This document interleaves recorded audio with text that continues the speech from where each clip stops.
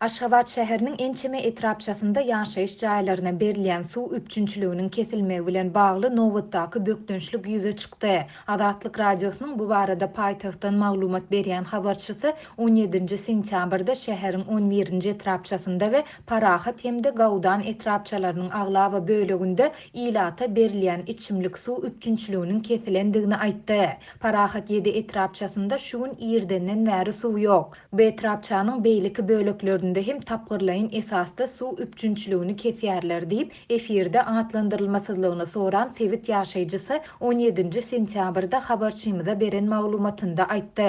Ol Niýazy Fadyna hastahananyň töweregindäki köp gatly ýaşaýyş jaýlaryna hem içimlik suwuň berilmeýändigini sözüniň üstüne goşdy. Öýde dolandyr şedäralarynyň işgärleri Sewit ýaşaýjylaryna suw üpjünçiliginiň kesilmeginiň sebäplerini suw geçiriji turbalaryň hatardan çykyp olarda dören näsazlyk bilen düşündirýärler. Ýöne bu näsazlygyň haçan düzeldiljekdigi barada anyk bir zat aýtmaýarlar. Häzir şäheriň käbir etrapçasynda işçiler ýollary gazyp suw turbalaryny bejerýärler. Munyň bilen bagly şäheriň ençeme etrapçasyna lagym suwlarynyň dem gystyrjy yaramaz ýyzy ýaýrady. Habarçymyz paýtagtyň etrapçalarynda suw üpjünçiliginiň kesilmegi bilen bagly bökdençlikleriň indi adaty ýagdaýa öwrilendigine ünsü çekýär. Onuň sözlerine görä şu sebäpli ýaşaýjylar öýlerinde suw gaplaryny hemişe doldurup goýýarlar. Ýaşaýjylar häzir goşmaça suw bilen üpjün edilmeýär. Olaryň köpüsi suwuň berilmegine garaşýar we gaplara doldurup goýan suwundan peýdalanýar diýip Aşgabatly ýaşaýjy aýtdy.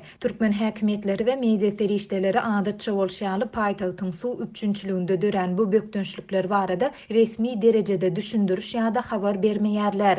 Türkmenistanyň şäher we owa ýaşaýjylarynyň suw üpjünçiligi bilen bagly kynçylyklary uzagy çeken problema bolmagynda galýar. Ençeme ýyl bäri dowam edýän bu problema şu ýylyň tom saýlarynda hassa ýitileşdi. Azatlyk Türkmenistanyň dürli künjeklerindäki ýiti suw ýetmezçiligi, munyň adamlaryň gündelik durmuşyna we ýurduň owa hojalyk puwdagyna ýetirýän yaramaz täsirleri barada ençeme gedek habar berdi. Awgust aýynda Balkandan habarçymyz welaýatyň ençeme daýhan birleşiginde gaty gurap gelen ýyl we aşa yssyk howa netijesinde müňläp düýäniň ownuk mallaryň suwsuzlukdan haram ölendigini we ölmegini dowam etdirýändigini habar berdi. Azatlyk bilen söhbetdeş bolýan synçylar suw üpjünçiligi bilen bagly problemalara ýurtdaky suw ýetmezçiliginiň we suw geçiriji ulgamlarda düýpli abadlaýyş işleriniň geçirilmezliginiň, turbalaryň we suw deshalarynyň köneleşmeginiň sebäp bolýandygyny aýdýarlar. Türkmen häkimetleri ýurtdaky ýiti suw ýetmezçiligi barada çykýan habarlara düşündürüş bermän adyk howpsuzlygynyň döredilendigini tekrarlaýarlar. Birleşen Milletler Guramasynyň adyk we owa hojalyk boýunça edarasy özüniň awgustyň ahirinde çap eden soň kasabatynda